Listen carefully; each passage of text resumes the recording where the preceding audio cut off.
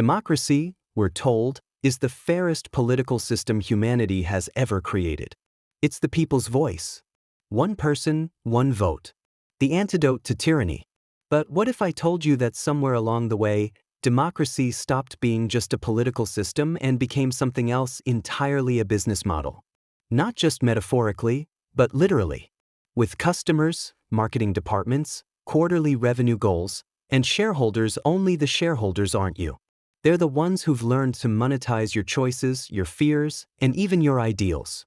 And if democracy is a business, then someone's making a profit, and you're almost certainly not that someone. The idea of democracy as an ideal is ancient, but the reality of democracy as an industry is modern. In ancient Athens, democracy was rough, direct, and frankly, exclusive. Citizens, and by citizens we mean adult males with property, would gather in the assembly to debate and vote directly on laws. There were no campaign ads, no lobbyists in tailored suits, no political consultants running focus groups. But as societies grew, democracy had to adapt. It became representative rather than direct, and with that shift came a marketplace of influence. And like any marketplace, those who could pay the most could dominate the shelves. By the 19th century, the machinery of elections, printing pamphlets, staging rallies, paying for newspaper endorsements required money. But the real turning point came in the 20th century, when mass media and mass politics collided. The moment radio and television became tools for persuasion, democracy stopped being just about civic duty and started looking a lot like consumer marketing.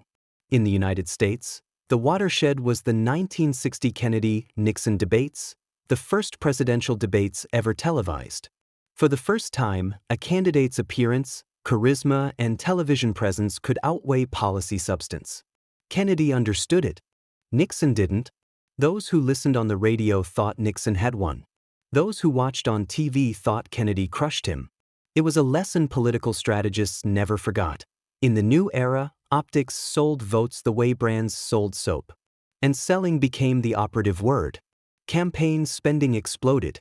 In 1960, the total cost of the U.S. presidential election was about $8 million. By 2020, it was more than $14 billion. And here's the thing, those billions weren't spent on some grand civic ritual. They were spent buying attention, manipulating perception, and selling a product. The product was a candidate, a party, or an ideology. The customers were voters. And the revenue stream? That came from the donors, the corporations, the interest groups, the actual shareholders in the business of democracy. Now, this isn't just an American story. Around the world, democracies have developed their own industries of persuasion. In the United Kingdom, the modern political campaign machine took shape in the Thatcher years, borrowing heavily from corporate marketing strategies.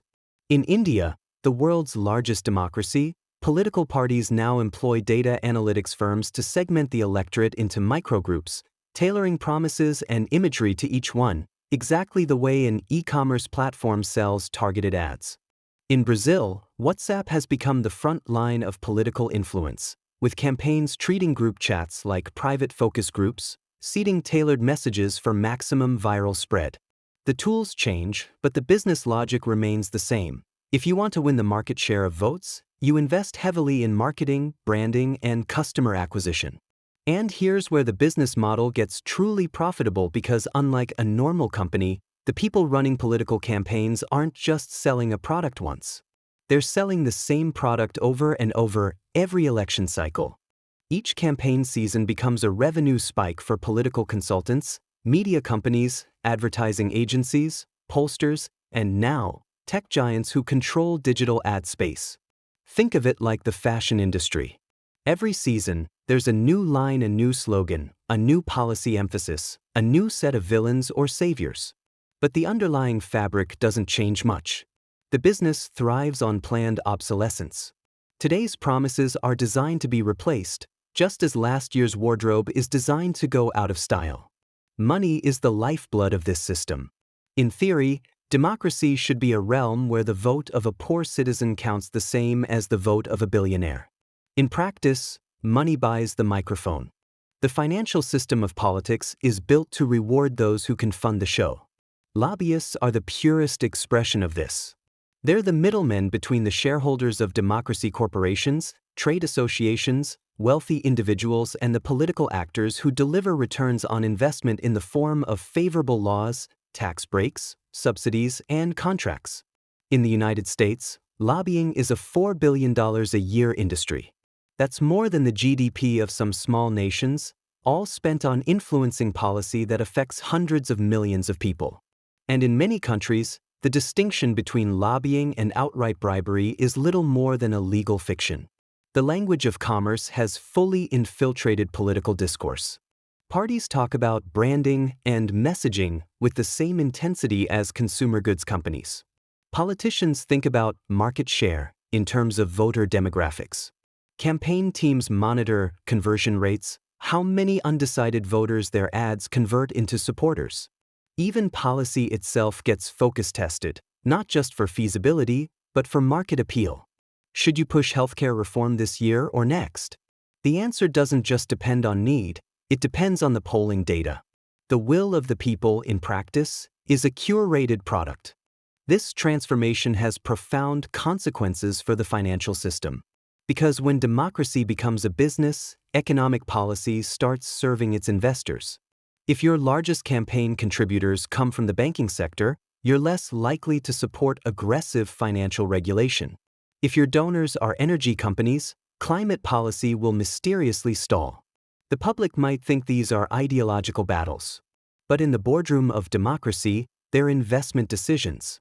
And in the long term, this shifts the entire balance of money and power away from the citizenry and toward those who can pay to play.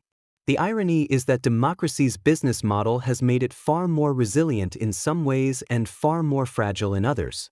Resilient, because as long as the business is profitable, the machinery keeps running, elections happen on schedule, campaigns are funded, media coverage flows. Fragile, because profitability doesn't require public trust.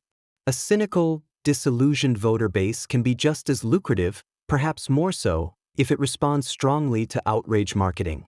Division and fear are fantastic engagement drivers. Political advertising is one of the few industries where negative campaigning often works better than positive. Anger sells. Scandal sells. Outrage is a renewable resource. This dynamic is amplified by the rise of big tech. In the 20th century, political marketing was broadcast. You sent one message to millions. In the 21st, it's micro-targeted. You send millions of tailored messages to individuals, each calibrated to their fears, hopes, and biases. Social media companies don't just host political ads, they are the infrastructure of modern democratic marketing. And because their revenue depends on engagement, the most profitable political content is often the most polarizing. In effect, the business model of democracy has merged with the business model of the attention economy. Both thrive on keeping you emotionally hooked, constantly checking, constantly reacting. The global crisis of trust in democracy isn't happening in a vacuum. It's the predictable outcome of decades of treating politics as a profit center. Once you see it in financial terms, the parallels to corporate monopolies become obvious. Incumbent politicians enjoy brand recognition, marketing budgets, and customer loyalty programs in politics. Those are government resources and networks of influence. Startups, in the form of new political movements, face massive barriers to entry. And when a disruptive new player does break through, the established powers either crush it, co-opt it, or buy it out, not unlike how big corporations respond to innovative competitors. The final irony is that the shareholders of democracy, the donors, corporations, and power brokers, don't actually need a functioning democracy to maintain their wealth. They need a functioning system that looks enough like democracy to keep the customers participating. If voter turnout drops, if public faith erodes, the marketing just changes. The product is rebranded. Democracy becomes modernized, streamlined, more efficient, phrases that can mean anything from voting apps to reduced oversight to laws that make it harder to challenge incumbents. As long as the business model keeps delivering returns to its investors, the system endures, regardless of whether it fulfills its original promise. And here's why this matters for you. If democracy is an industry, you are both the consumer and the raw material. Your attention, your data, your vote, these are the inputs that fuel the machine. The most dangerous thing you can do in a market like this is assume that your role is purely passive. In any business, customers who understand the game tend to get better deals than those who don't. The same applies here. Financial education doesn't just mean learning how to budget or invest. It means understanding the larger financial systems that shape your choices, including the political ones. It means recognizing that your vote is not just a civic duty, but also a transaction and making sure you extract maximum value from it. History teaches us that when the business model of governance becomes too divorced from the needs of the governed, systems break. Sometimes slowly, through creeping apathy and declining participation. Sometimes violently, through revolutions that reset the market entirely. From the fall of the Roman Republic to the collapse of Weimar Germany, the pattern repeats. When political systems prioritize the profitability of power over the service of people, the bill eventually comes due. And when it does, the cost is rarely paid by the shareholders. It's paid by the customers. That's why you should see every election, every major policy decision, every sudden shift in public messaging as part of a larger market cycle. Ask yourself, who's investing in this outcome? Who stands to gain financially? What's the return on investment for the people funding this message? And if the answers disturb you, don't turn away. Engage strategically. Diversify your information sources. Support transparency measures. Push for campaign finance reform. Because just like in any market, the only thing worse than playing the game is not realizing you're in one. So the next time someone tells you democracy is in crisis, remember the real question isn't whether democracy is working. It's whether the business of democracy is still profitable for its shareholders.